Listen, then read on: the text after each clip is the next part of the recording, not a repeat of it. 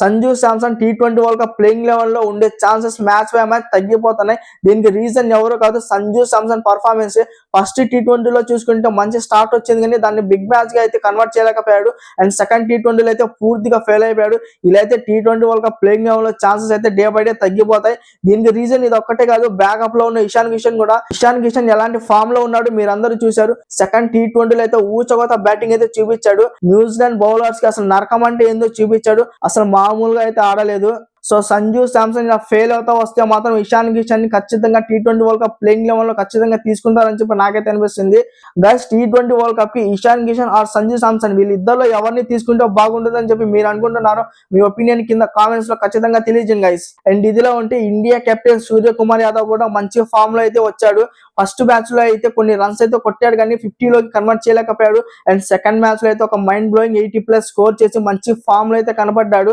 And టీమిండియాకి ఒక good news అనే చెప్పాలి. T20 వరల్డ్ కప్ కి ముందు సూర్యకుమార్ యాదవ్ ఫామ్ లోకి రావడం అనేది టీమిండియాకి చాలా మంచి సైన్స్ అనేది చెప్పుకోవాలి. అండ్ సూర్యకుమార్ యాదవ్ కాకుండా శివం దివ్య కూడా చాలా మంచి ఫామ్ లో ఉన్నట్టు తెలుస్తుంది. సెకండ్ మ్యాచ్ లో చూసాం ఎలాంటి సిక్సర్లు అయితే కొట్టాడు. ఒక 6 అయితే 112 మీటర్లు అయితే కొట్టాడు.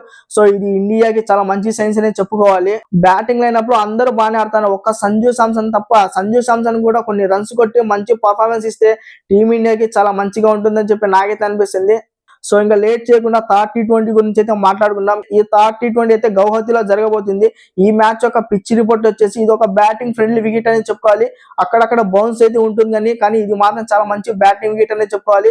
ఇక్కడ మాత్రం టీమిండియా ఫస్ట్ బ్యాటింగ్ చేస్తే మాత్రం ఖచ్చితంగా 250+ స్కోర్ చేస్తుందని చెప్పి నాకైతే అనిపిస్తుంది. ఎందుకంటే టీమిండియా బ్యాటర్స్ అలాంటి ఫామ్ లో ఉన్నారు. అలాంటి బ్యాటర్స్ కి గౌహతి లాంటి పిచ్ అయితే 250+ స్కోర్ ఖచ్చితంగా వస్తుందని చెప్పి నాకైతే అనిపిస్తుంది. పిచ్ యొక్క వెదర్ రిపోర్ట్ చూసుకుంటే ఎలాంటి రెయిన్ అడ్డంగా అయితే లేదు.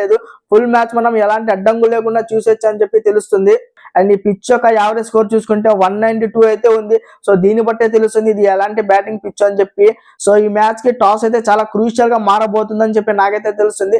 అందరూ టాస్ గెలిస్తే చేజింగ్ చేస్తారని చెప్పి అనుకుంటారు, కానీ నాకు మాత్రం ఇక్కడ ఫస్ట్ బ్యాటింగ్ చేస్తే బాగుంటుందని చెప్పి నాకైతే తెలుస్తుంది. ఎందుకంటే ఫస్ట్ బ్యాటింగ్ చేసి చాలా మంచి స్కోర్ పెట్టి దాన్ని డిఫెండ్ చేసుకుంటే బాగుంటుందని చెప్పి నాకైతే అనిపిస్తుంది. అండ్ ఈ మ్యాచ్ కి రెండు టీంల యొక్క ప్లేయింగ్ 11 చూసుకుంటే న్యూజిలాండ్ మ్యాచ్ తో 2 చేంజెస్ అయితే చేసుకుంటారని చెప్పి నాకైతే అనిపిస్తుంది. లాస్ట్ మ్యాచ్ లో ఏ చేంజెస్ అయితే చేస్తారో అవే వాటిని చేంజెస్ అయితే చేస్తారని చెప్పి అనుకుంటున్నారు. జాక్ ఫోర్స్ ప్లేస్ లో జెమ్మీ నీషమ్ తెస్తే బాగుంటుందని చెప్పి నాకైతే అనిపిస్తుంది. అండ్ మ్యాట్ హెన్రీ ప్లేస్ లో కైల్ జెమిసన్ ని మళ్ళీ రిటర్న్ తీసుకొస్తే బాగుంటుందని చెప్పి నాకైతే అనిపిస్తుంది. ఈ 2 చేంజెస్ తప్ప న్యూజిలాండ్ ఎలాంటి చేంజెస్ చేయదని చెప్పి నాకైతే అనిపిస్తుంది. అండ్ న్యూజిలాండ్ యొక్క ప్లేయింగ్ 11 చూసుకుంటే Tim Seifert, Devon Conway, Rachin Ravindra, Glenn Maxwell, Mark Chapman, Daryl Mitchell Santner, Jimmy Neesham, Kyle Jamieson, Ish Sodhi, Jacob Duffy అయితే ఉంటారు. ఇండియా ప్లేయింగ్ 11 చూసుకుంటే సేమ్ ఉంటుంది. If in case Axar Patel injury నుంచి కోలుకుంటే మాత్రం అక్షర్ పటేల్ టీమ్ లోకి అయితే వస్తాడు. అక్షర్ పటేల్ తో పాటు జస్ప్రీత్ బుమ్రా కూడా టీమ్ లోకి అయితే వస్తాడు. అప్పుడు మాత్రం హర్షిత్ రాణా, కుల్దీప్ యాదవ్ అయితే బయటకి అయితే వెళ్ళిపోతారని చెప్పి నాకైతే అనిపిస్తుంది. ఇండియా ప్లేయింగ్ 11 చూసుకుంటే ఓపెనర్స్ గా సంజు శాంసన్, అభిషేక్ శర్మ అయితే వస్తారు.